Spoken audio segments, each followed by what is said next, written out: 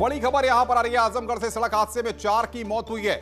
Truck ने Bolero और car में टक्कर मारी है। भीषण हादसे में 4 की मौत हुई है, 7 घायल हुए हैं। सभी घायलों को वाराणसी रेफर किया गया है। तिलक समारोह से लौट रहे थे सभी लोग।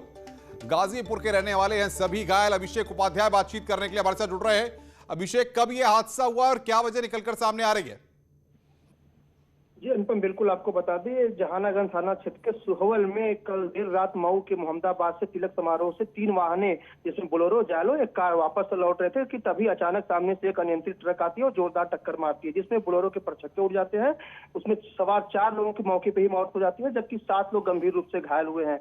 ये बताया जा रहा है गाजीपुर के रहने वाले थे जो कल मऊ के मोहम्मदाबाद में तिलक समारोह में गए हुए थे, वहीं से वापस लौटते समय हादसा हुआ। फिलहाल मौके पर पहुंची पुलिस ने सभी शवों को पोस्टमार्टम के लिए भेज दिया है और सभी घायलों को अस्पताल में भर्ती कराया गया, जहां उनकी हालत को बेहद नाजुक देखते हुए, गंभीर को देखते हुए सभी घायलों को वाराणसी के हायर सेंटर भेज दिया गया। फिलहाल मौके पर पहुंची पुलिस पूरे मामले की जांच कर रही है और मृतक के परिजनों को सूचना दे दिया गया है। फिलहाल अभी तक उनके परिजन वहां पर पहुंचे नहीं है और पुलिस पूरी जानकारी लेने की कोशिश में जुटी हुई है। जल्द ही जो भी उसमें दोषी पाया जाएगा उसके खिलाफ पुलिस कार्रवाई की दावा भी कर रही है। बहुत बहुत शुक्रिया अभिषेक, आप नजर बना के रखिए, आगे भी हम आपसे अपडेट लेते रहेंगे। अभिषेक उपाध्याय हमारे संवाददाता इस वक्त की बड़ी खबर पर हमारे साथ जुड़े हुए थे।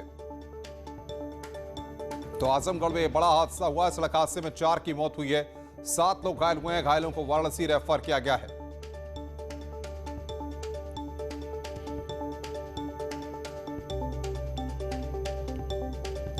ट्रक ने बोलेरो और कार में टक्कर मारी।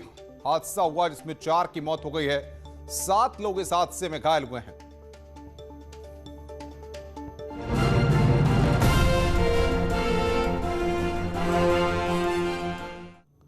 और अब बात कोरोना के आंकड़े की। देश में 3,46,000 नए कोरोना केस सामने आए हैं। देश में लगातार ये केसेस की संख्या बढ़ रही है। कोरोना केस 24 घंटों में देश में 3,46,786 नए मामले सामने आए हैं। बड़ी खबर इस वक्त की, 24 घंटों में 2,624 कोरोना मरीजों की मौत हुई है। देश में अब 25.5 लाख से ज्यादा एक्टिव केस इस वक्त हैं। तो बड़ी खबर इस वक्त की, देश में लगातार कोरोना के केस बढ़ रहे हैं।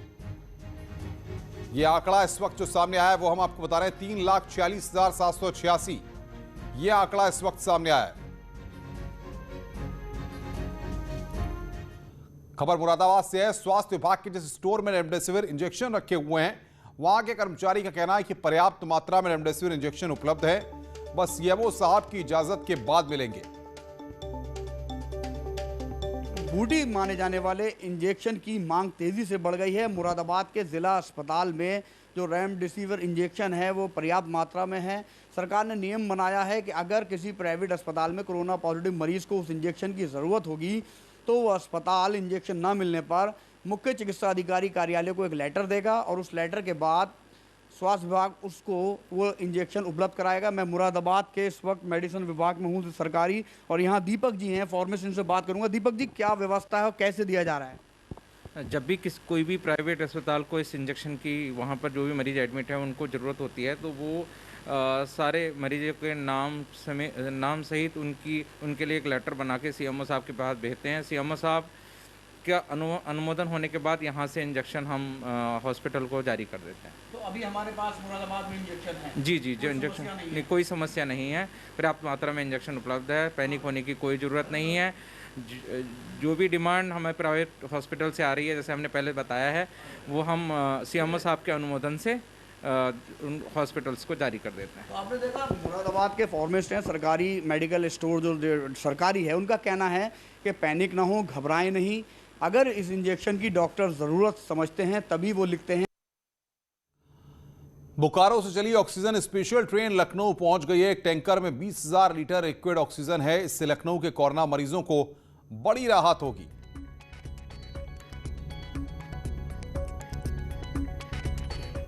परसों सुबह डीआरएम साहब के साथ में हम लोगों ने एक ट्रेन भेजी थी बोकारो के लिए। उस ट्रेन में 3 टैंकर भेजे थे, वो अब लौट के वापस आ गई है और उसमें से एक टैंकर हम लोगों ने वाराणसी में उतार दिया। तो इसमें जो 2 टैंकर हैं ये लखनऊ के लिए प्रोवाइड करेंगे अभी, और उतार के हम जिला प्रशासन को सुपुर्द कर देंगे। जब अनलोड हो जाएगा तो यही टैंकर फिर वापस जो है बोकारो जाएंगे। अभी एक टैंकर और आ गया है, तो 3 टैंकर की अगली ट्रेन जो है तीसरी ट्रेन फिर जो है वापस बोकारो जाएगी।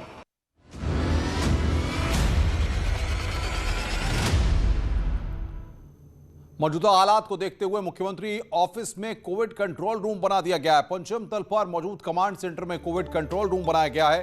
कंट्रोल रूम में 3 डिप्टी एसपी तैनात रहेंगे जो ऑक्सीजन सप्लाई की मॉनिटरिंग करेंगे। 3 शिफ्ट में 24 घंटे ऑक्सीजन की मॉनिटरिंग होगी। इसके साथ ही सीएम योगी ने ऑक्सी ट्रैकर वेब पोर्टल का शुभारंभ भी किया है। इसके जरिए ऑक्सीजन सप्लाई पर 24 घंटे नजर रहेगी। तो बड़ी खबर इस वक्त की, सीएम ऑफिस में कोविड कंट्रोल रूम बनाया गया है। इधर एक्शन में है उत्तर प्रदेश के मुख्यमंत्री योगी आदित्यनाथ। टीम 11 के साथ सीएम योगी की बैठक है। वीडियो कॉन्फ्रेंसिंग से आपको बता दें कि यह बैठक होगी। कोरोना कंट्रोल पर समीक्षा करेंगे उत्तर प्रदेश के मुख्यमंत्री योगी आदित्यनाथ।